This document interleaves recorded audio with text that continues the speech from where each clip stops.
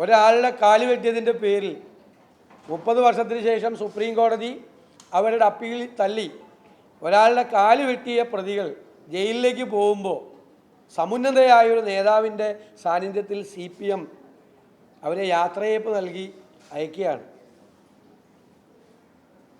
ഞാൻ സത്യം പറഞ്ഞാൽ എനിക്ക് ശൈല ടീച്ചറോട് വളരെയധികം വലിയ ശക്തമായ പ്രതിഷേധമുണ്ട്. അവരൊരു അധ്യാപിക കൂടിയായിരുന്നു. അവർ കൊടുക്കുന്ന മെസ്സേജ് എന്താണ്? എന്ത് മെസ്സേജാണ് CPM കൊടുക്കുന്നത്? CPM പോലത്തെ ഒരു പാർട്ടി വളർന്നു വരുന്ന തലമുറയോട് കൊടുക്കുന്നൊരു മെസ്സേജ് എന്താണ്? ആരുടെ ആകട്ടെ ഒരാളുടെ കാല് വെട്ടിയതിൻ്റെ പേരിൽ കോടതി ശിക്ഷിച്ച ആളെ സമ്മേളനം നടത്തി യാത്രയയപ്പ് നടത്തി യാത്രയാക്കുന്നു. ഇത് എന്തൊരു പാർട്ടിയാണ് ഈ CPM എന്ന് പറയുന്നത്? 51 വെട്ടുവെട്ടി ചന്ദ്രശേഖരനെ കൊന്നവർക്ക് ജയിലിൽ സുഖസൗകര്യങ്ങളാണ്. കോടതിയിൽ പോയാൽ പുറത്തു വരുമ്പോൾ ബാറിൽ ഭക്ഷണവും മദ്യവും കൊടുക്കുകയാണ്. ഞാൻ കഴിഞ്ഞ ദിവസം പറഞ്ഞു, ഒരു എയർ കണ്ടീഷൻ കൂടി വെച്ചു കൊടുത്താൽ മതി. പിണറായി വിജയനോട് എനിക്ക് പറയാനുള്ളതാണ്, മുഖ്യമന്ത്രിയോട്. അതിൻ്റെ കുറവ് മാത്രമേ ജയിലിലുള്ളൂ. ഭക്ഷണത്തിൻ്റെ മെനു തീരുമാനിക്കുന്നത് അവരാണ്. കോടതിയിലെ ജയിലിലെ ഏറ്റവും ലേറ്റസ്റ്റ് ഫോണാണ് അവർക്ക് വാങ്ങിച്ചു കൊടുക്കുന്നത്. അവർ ചന്ദ്രശേഖരൻ കൊലക്കേസിലെ പ്രതികൾ CPM നേതാക്കന്മാരെ ബ്ലാക്ക് മെയിൽ ചെയ്യാണ്. ഗൂഢാലോചന കേസിൽ ഉള്ള വിവരങ്ങൾ പുറത്തു പറയുമെന്ന് പറഞ്ഞു. അതുകൊണ്ട് പാർട്ടി അവർ ചോദിക്കുന്ന എല്ലാ കാര്യങ്ങളും ചെയ്തു കൊടുക്കുകയാണ്. ജയിലിൽ നിന്നുകൊണ്ട് അവർ കൊട്ടേഷൻ പ്രവർത്തനങ്ങൾ നടത്തുകയാണ്.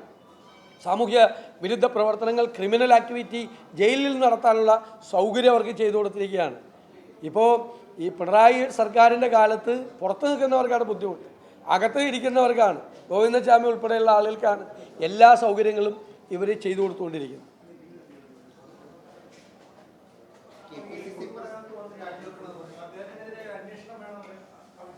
അല്ല, ഉറപ്പായിട്ട് ഈ വിഷയത്തെക്കുറിച്ച് അന്വേഷണം നടത്തണമല്ലോ. ഞാൻ ഇപ്പോൾ പറയുന്നത് ഒരു പ്രീസിഡൻറ്റിൻ്റെ പേരിലാണ്. ഒരു പ്രീസിഡൻ്റ് ഉണ്ട്.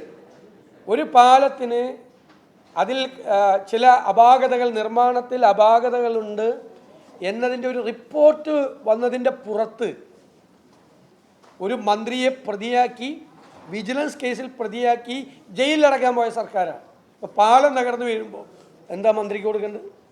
അപ്പോൾ എന്താ മന്ത്രിക്ക് കൊടുക്കേണ്ടത്? അതാണ് ചോദ്യം. ഞാൻ രണ്ടും കൂടി താരതമ്യപ്പെടുത്തിക്കൊണ്ടാണ്. അത് രാഷ്ട്രീയ വേട്ടയായിരുന്നു, ഇല്ലേ?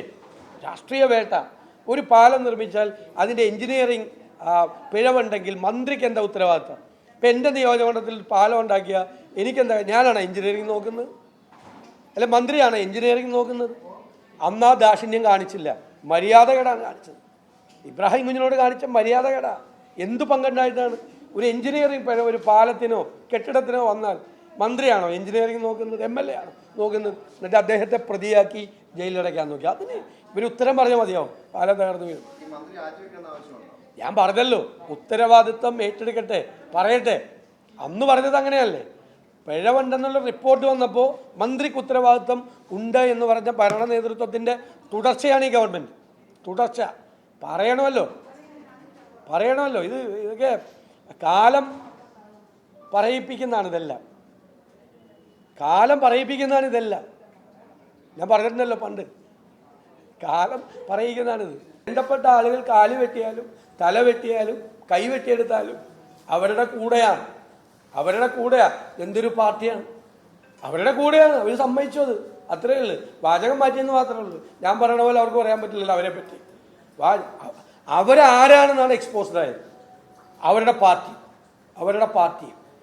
എനിക്ക് ഇവരൊക്കെ പഠിപ്പിച്ച കുട്ടികളെ കുറിച്ച് ഓർത്തിട്ടാണ് സങ്കടം വരുന്നത്. ഇവരൊക്കെയാണല്ലോ പഠിപ്പിച്ചത് കുട്ടികളെ. തീർച്ചയായിട്ടും അവരൊരു അധ്യാപിക എന്നുള്ള നിലയിൽ ഒരിക്കലും പോകാൻ പാടില്ല. ഒരു ജനപ്രതിനിധി പോകാൻ പാടില്ല. ഒരാളുടെ കാല് വെട്ടിയ കേസാണ്. അതെങ്കിലാകട്ടെ പ്രതികൾ ജയിലിൽ പോകുമ്പോൾ സങ്കടത്തിൽ യാത്രയൊക്കെ ആയിട്ട് ദുബായിക്ക് ജോലിക്ക് പോകണമല്ലേ.